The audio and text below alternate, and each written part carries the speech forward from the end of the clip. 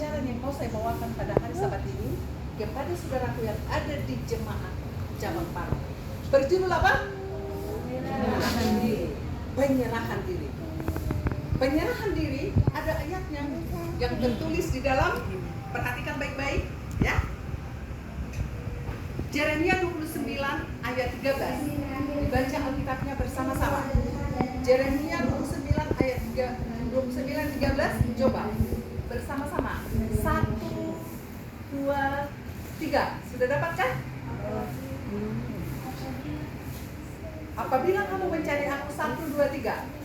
Apabila kamu mencari aku, kamu akan menemukan aku.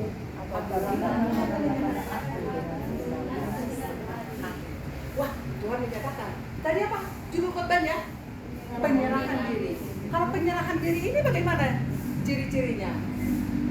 Datang kepada Tuhan untuk menyerahkan apa? Hidup kita. Ayatnya tadi apa? Apabila kamu mencari aku, kamu akan menemukan aku. Nih, saya jatuhkan ini isu. Perhatikan baik-baik. Isu saya ada di mana? Itu ya? Isu saya ada di mana? Cari dia. Begitu juga dengan Tuhan. Dapat isunya? Tuhan juga sama seperti itu. Apabila kamu mencari aku, kamu akan menemukan aku. Melalui apa ditemukan? Melalui apa ditemukan, saudaraku? Melalui apa? Baca itu apa? Firman Tuhan. Baca baik-baik. Ketika kamu membaca firman Tuhan, kamu sedang berbicara dengan Tuhan. Amin? Siapa yang suka membaca firman Tuhan? Harus mau rajin membaca firman Tuhan. Siapa suka pegang handphone? Tanpa handphone belum tidur itu sepertinya nggak nyaman. Nggak nyaman ya. Kayak ada apa? Kayak ada kuasa di sana ya. Tapi Tuhan dia bilang, cari katanya. Maka kamu akan menemukan Allah. Ada banyak orang tinggal di dunia ini. Dia punya Alkitab, tapi tidak mau apa? Tidak mau memberikan waktu untuk dibaca. Tapi Tuhan mengatakan, carilah Tuhan selama dia dekat. Carilah Tuhan. Selagi kita masih bisa membaca, selagi kita masih bisa apa? Ada waktu. Ada banyak orang sekarang itu. Banyak orang tidak ada mendapat kebahagiaan. Mau bahagia tapi tidak mau apa? Tidak mau datang kepada Tuhan. Ya, ayatnya tadi di mana? Yeremia 29 ayat 12. Perhatikan ya. Siapa nanti yang mendapatkan, saya akan memberikan hadiah, nanti saya kasih sama Kak Evia. Jadi saya nggak mau orang itu datang mendengarkan Tuhan tapi lupa gitu. Jadi harus ada paling sedikit diingat ayatnya ya. Perhatikan Kak Evia siapa yang dapat hadiah ya. Nanti suaranya ya. Oke. Yeremia berapa tadi? Yeremia 29 ayat 13. Apa katanya?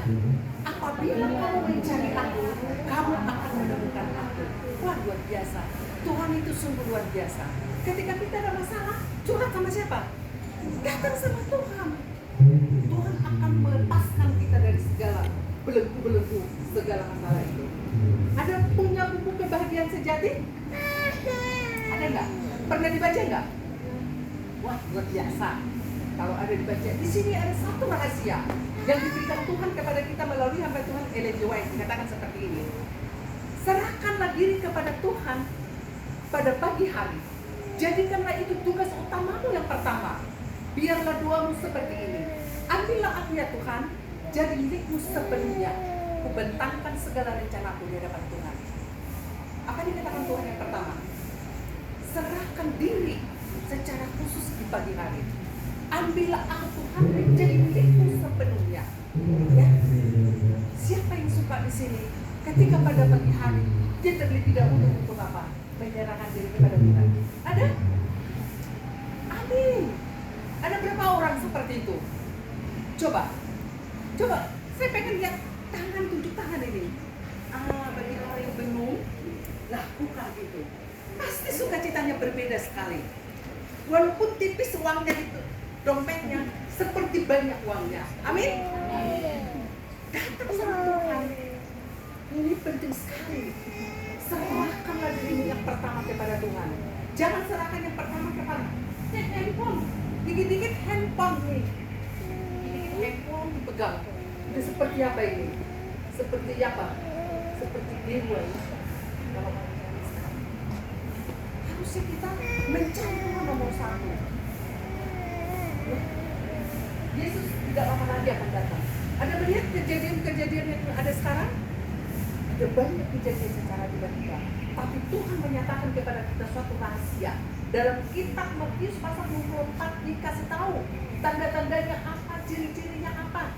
Tapi intinya adalah beri waktumu yang terbaik untuk Tuhan. Amin? Apa tadi yang pertama dikatakan kepada kita pesan dari hamba Tuhan?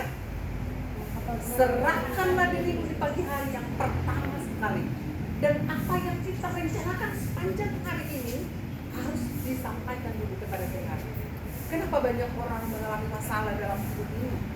Karena Tuhan itu dibuat yang paling terbelakang. Harusnya dia apa? Nomor satu. Tapi dibuat apa? Yang pertama, gosip. Ayo kita lihat grup. Apa ini? Siapa suka Facebook? Facebook tidak salah, tapi gunakanlah itu untuk hal-hal rohani. Ya, hal-hal rohani gunakan. Kalau saya nggak punya Facebook, karena kebanyakan di situ kayak pamer-pamer diri. Saya takut kalau saya itu apa? Saya nggak menyalahkan orang kalau gunakan itu dengan baik. Puji Tuhan. Tapi kalau digunakan hanya untuk apa? Hanya fashion show. Oh, I want go to Hong Kong, foto di situ. I want go to Singapore, foto di situ. Saya tidak menyalahkan itu. Tapi gunakanlah itu apa? Carilah Tuhan selama ia bertemu-temui. Berserulah kepadanya selama ia dekat. Wow, luar biasa ya. Luar biasa. Ada lagi ayat yang saya sampaikan lagi. Yohanes 15 ayat 4 dan 5. Coba dibaca. Saya tidak lama menyampaikan firman-Nya, tapi mohon diingat. Coba 1, 2, 3. Yohanes 15 ayat 4 dan 5. 1, 2, 3.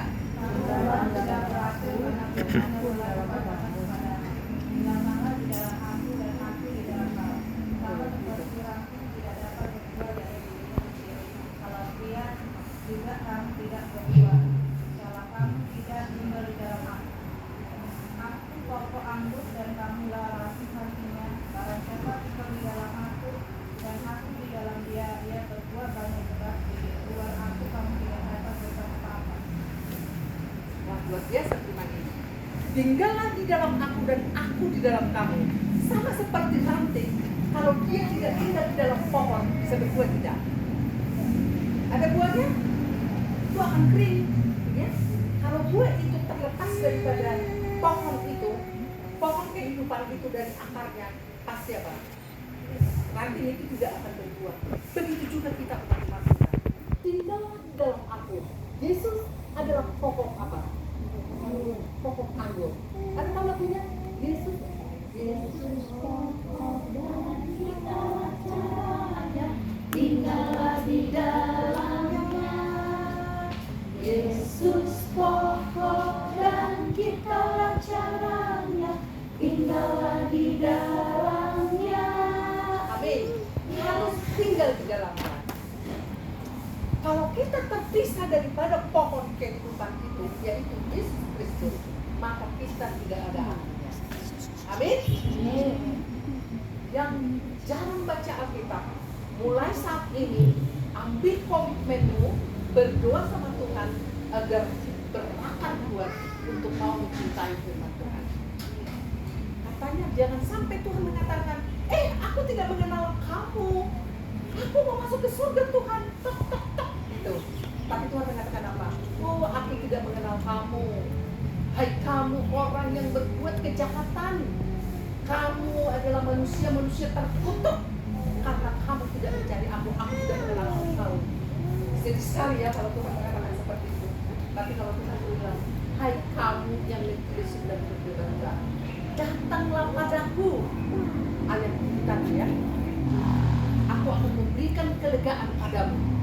Yohanes berapa tadi ayat ini? Yohanes 14 ayat 1 dan 2. Jadi Tuhan mengatakan indah-indah sekali janji Tuhan itu. Ketika kita punya masalah, ada ayat penguat bagi kita. Makanya umat Tuhan tidak diizinkan Tuhan untuk apa? Frustrasi. tidak diizinkan Tuhan untuk putus asa. Ya, harus kita bertumbuh, berakar kuat di dalam Kristus. Segala masalah bawa kepada Tuhan, kita bertekuk lutut di hadapan Tuhan. Tuhan akan mengangkat beban-beban kita yang berat. Amin. Amin. Kumpulkan itu anak-anak yang dipercayakan Tuhan kepada keluarga masing-masing. Ibu-ibu, bapak-bapak, bawa itu berkumpul setiap pagi. Nanti akan merasakan sukacita yang datangnya daripada Tuhan. Yesus akan datang segera. Tidak lama lagi kita melihat tanda-tanda ini. Dunia ini tidak akan membaik. Penyakit-penyakit COVID nanti mungkin tahun depan kita tidak tahu lagi yang lebih dahsyat lagi akan datang. Perlu takutkah kita umat Tuhan? Kadang kita mengatakan tidak perlu takut, tapi kalau datang COVID bagaimana? Semua kan? Karena apa? Virus, takut semua. Makanya di dalam kitab Wahyu dikatakan apa? Banyak orang pada akhir zaman nanti mati karena apa dibilang? Karena ketakutan. Mati ketakutan. Takut itu perlu, tapi takutlah akan Tuhan dan muliakanlah Dia. Tapi kita takut kepada siapa? Takut kita nggak makan, takut kita sakit. Takutlah akan Tuhan dan muliakanlah Dia. Beri waktu yang terbaik. Apabila kamu mencari aku, kamu akan menemukan aku. Tapi banyak umat-umat Tuhan yang memegang Alkitab tidak mau mencari siapa? Tidak mau mencari Tuhan. Sedih sekali. Kalau ada musuh kita doakan atau tidak? Kalau ada orang membenci kita, harus kita berdoa kepada Tuhan supaya kita jangan membenci dia walaupun dia membenci kita. Itulah yang disebut apa? Iman. Itu coba lakukan itu. Saya melakukan hal seperti itu di kantor. Aku rasakan Tuhan itu luar biasa. Walaupun kantor bekerja pada hari Sabat, saya berdoa sama Tuhan. Tuhanlah yang punya langit dan bumi, Mazmur 24 ayat 1. Tuhanlah yang punya langit dan bumi serta segala isinya, dan dunia serta yang diam di dalamnya. Amin. Mazmur berapa tadi? Mazmur 24 ayat 1. Tuhanlah yang punya langit dan bumi serta segala isinya, dan dunia serta yang diam di dalamnya. Perlu takutkah kita untuk menghadapi masa depan? Jangan takut. Tapi kesusahan itu akan terjadi. Tapi lihat Yesus. Yesus itu menjelma sebagai manusia. Bagaimana Yesus? Menghadapi masa kesukaran kan dia melihat orang-orang jahat di dunia ini. Tapi karena dia berhubungan erat kepada Allah Bapa di surga, ketika dia manusia di dunia ini, dia pun apa? Kuat di dalam Tuhan. Dicabik-cabik, darah mengalir. Tapi Yesus Kristus selalu apa? Bertujuan, punya integritas yang kuat. Mempunyai hubungan yang erat kepada Allah Bapa di surga, Allah Bapa di surga. Begitu juga dengan halnya kita umat-umat Tuhan. Jemaat Paulus harus bersatu, harus saling mengasihi, saling menguatkan satu dengan yang lain. Tidak boleh apa? Cemburu. Cemburu dari pertama di mana? Surga. Surga. Sehingga apa? Banyak manusia di dunia ini apa? Dipengaruhi untuk apa? Cemburu dan sombong, ya. Karena kehebatannya dia apa? Setan itu cemburu, sehingga dia sombong, sehingga mempengaruhi orang yang banyak untuk melakukan dosa, sehingga kita pun dipengaruhi untuk jangan berdoa, jangan membaca firman Tuhan. Tapi Tuhan mengatakan, datanglah padaku, hai kamu yang Yesus dan terbebaskan. Apakah dibilang, hai kamu konglomerat, dan kamu sarjana S2, doktoral ini segala macam. Tapi dibilang apa? Hai kamu yang letih lesu, coba dibuka Alkitabnya. Apa dibilang? Yohanes 14 ayat 1 dan 2. Apa dikatakan tadi? Coba sama-sama. Semua serentak 1, 2, 3.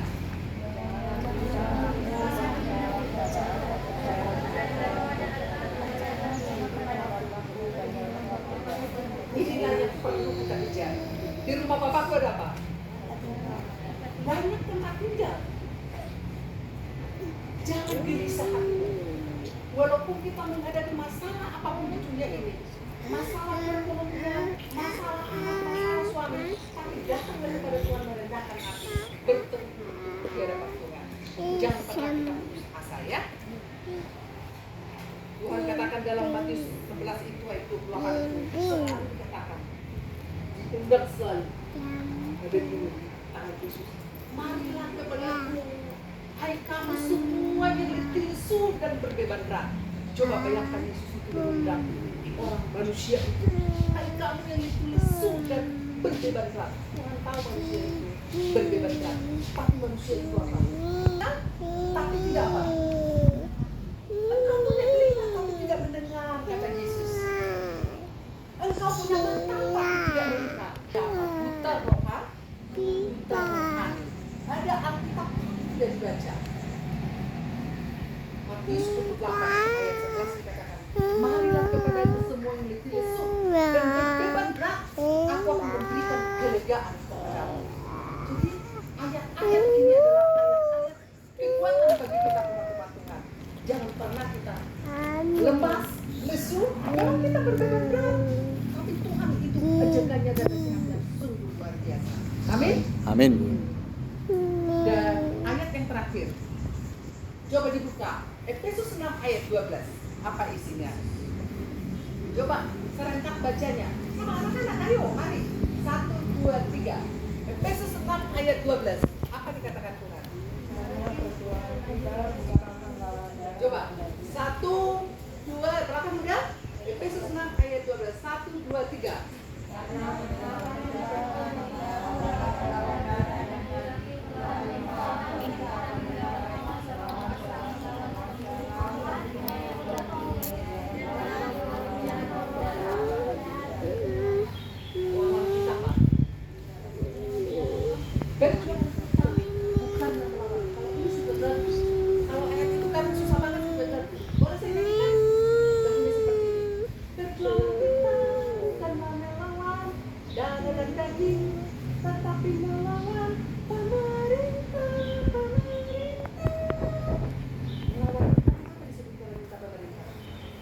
Tahu kenapa?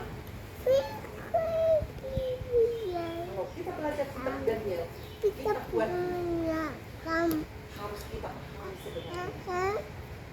Pada suatu saat nanti akan terjadi suatu peraturan yang akan muncul. Kita akan melihat kemarin ketika kita terjadi pemerintah selalu peraturan tidak boleh nggak dilanggar? Tidak boleh. Tidak ada pasien dan tidak untuk masuk ke mana wisatawan, untuk berbelanja, untuk rumah sakit. Pada nanti dalam akhirnya ini apa dikatakan dalam sumpah waktu tidak diizinkan bebas membeli, bebas menjual, kalau tidak apa memperoleh tanda ini. Tahu itu? Sudah pernah baca kan? Atau tidak? Belum. Barang siapa yang tidak punya tanda itu, dia akan dibunuh dengan pedang. Tetapi barang siapa punya tanda itu, dia bebas menjual dan membeli. Tapi ingat, ujungnya ke dalam kematian. Itu rahasia itu kata. Harus baca itu. Karena di sini semua dikasih tahu. Kita harus belajar merendahkan hati. Perjuangan kita bukan melawan darah dan daging, tapi melawan roh jahat di udara, melawan pemerintah-pemerintah dunia yang apa dikatakan? Yang jahat. Dunia ini jahat. Oleh karena itu, carilah Tuhan. Apabila kamu mencari Allah, kamu akan mendapatkannya. Kamu akan menemukannya. Carilah Tuhan, maka kamu akan bertemu dengan Tuhan. Berikan waktu terbaik untuk Tuhan, keluarga masing-masing, persembahkan untuk Tuhan, supaya kita memperoleh apa? Kebahagiaan sebelum kita naik ke surga akan memperoleh hidup yang kekal yang sudah Tuhan sediakan. Mari kita bersama dalam doa. Bapak yang baik, terima kasih atas firman yang sudah hamba-Mu sampaikan. Berkati firman ini Tuhan, berakar kuat bertumbuh di dalam hati dan pikiran kami, agar agar mulai saat ini kami mau rindu menyerahkan diri sungguh-sungguh kepada Tuhan dan mau tekun untuk mempelajari firman. Ampuni kami orang berdosa, tuliskan nama kami di buku kitab kehidupan di surga. Dan ketika Engkau datang, semuanya kami yang ada hadir di tempat ini terangkat ke dalam kerjaan-Mu. Berkati umat-Mu di seluruh dunia. Tolong kami untuk mau bertobat. Di dalam nama Tuhan Yesus kami berdoa. Amin. Amin.